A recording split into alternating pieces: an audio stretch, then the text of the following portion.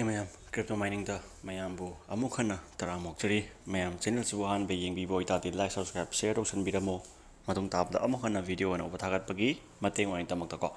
mayam ai se quick update hai ta ne ko quick update amtang mayam da share do ke do ni ngasa ge Memefi gi matang da ko finance ki id hap ta ba adumai yam kan question ama hangai ba ko ado aina step by step dum haijar ke ado marak thana mayam da ain haijaning badi ngasai gi akhoi gi misak pudi ahum ne boko moise telegram gi wallet ta yam baloi samba jani da bot mining to ba every telegram se yam bot mining a thole in haudik ko thok maram oiraga moise paisa dum pawang da phangani gaina khallaga pangam da samjalu ba jani da telegram gi moi gi masa gi wallet che atuda hack to group jani hack to gi bada kamain tau doino brother semba khotpa ada aina semba di thoidokpa ya do mande ko aduna aina me am da haijaningi sini da hojik se bot mining gi juk oibanina bot mining je makal yam thokla ane ko akoi scam to ba kangu oiro ama oiro ko yam thokla ane ko aduna once noina bot mining je phajana authorize oiba phajana hai Memefi gumba airdrop silaidana ko sum airdrop mayam gi da hai tare ne ko authorize oiba phajana mi phajana join tauba paisa piba yaba partnership phajana laiba khotpa kangu da oina join tausan biyo ko hekta paisa phangdore ne hekta ama join tausan biga no ba ko once nangna wallet che connect tauge matamda connect se ton wallet po oiro ton keeper bo oiro any ama bo oiro ko sign in and authorize ama taudra confirm tawona adu once confirm tawgadi nangi wallet se mingon da pitho bane ba ko mingon da pitho khra bane ba ko pitho khra ba matung inna mi duna tawning gi tawdoi ne ba ada ngasai gi khoina verify oireba game base kumba game tech kumba earbot kumba simba airdrop mayam se verify oiba singje si asengba oirakadi katukaran ta da bo oirakadi nangi poche hura loiba game da hack tawroiba ko asaba nga ta oiba gini ba hack tawrei se ko aduna mayam adum tang section biyo ana hack tawgiba sing du upno upai ko anam kan banga maroiba ko aduna hojik Memefi gi update che hojik moi se giveaway jam kan tawri ko giveaway tawri the price mamang da ju 4,50,000 muk dollar se giveaway pi gramale adagi halfway to our initial goal 1 million muk giveaway pi ga dawu lairi kain hai ko simyam se yaw ga di to get in spin tawbiba hit the ether icon ko adagi fill the ether progress bar ko adagi join link se tawbiba ko khara condition khadi piri ko simyam aduga si Binance ge jesi question ama yam toi hange ngon ko si sidam hai rage ko aduga dum game da changa se ko aduga dum hai betang aina samlak pa tai ju khara palamage si we collaborate with the Binance and leading cryptocurrency exchange and ecosystem ko mamang da pangrabani sigi poche register on Binance by link hai bani ko mogi mkhda pijar mi link se sigi matung inna join tausan Binance yaudriba mi gi ni ko haise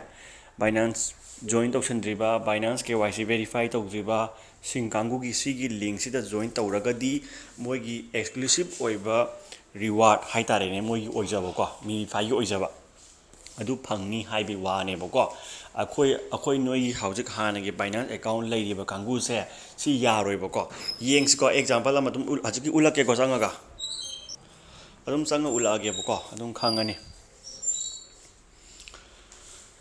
sini ko Binance gi ja sida earn section change ko earn changa ga join Binance and pass KYC haibe se sida ai gi di mention gre ba ko mention li je aina account ama laiye ba extra phone ama yi ko extra phone ama tawraga aina mention gi ne ba ko ada mogi link dai cha laga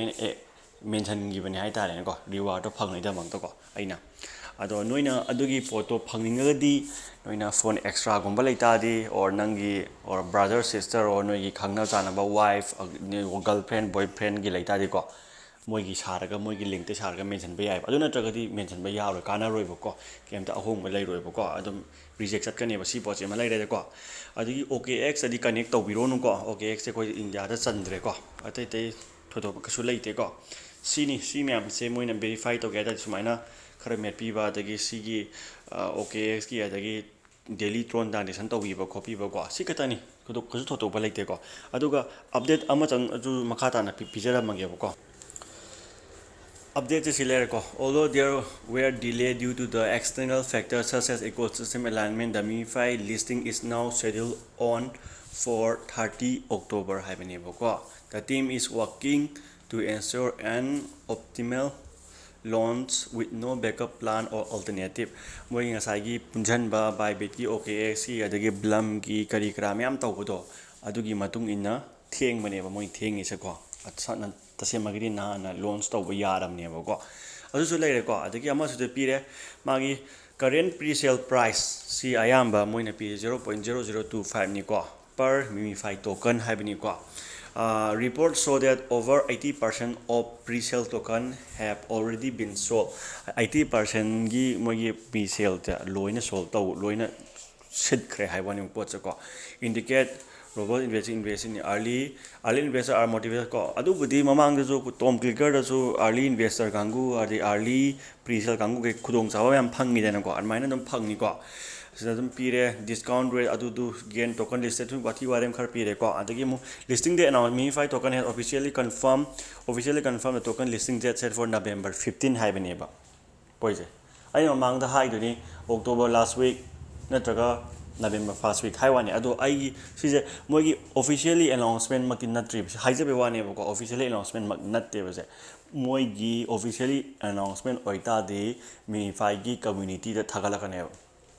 ko haijabe wani ba October 30 or chi manungda or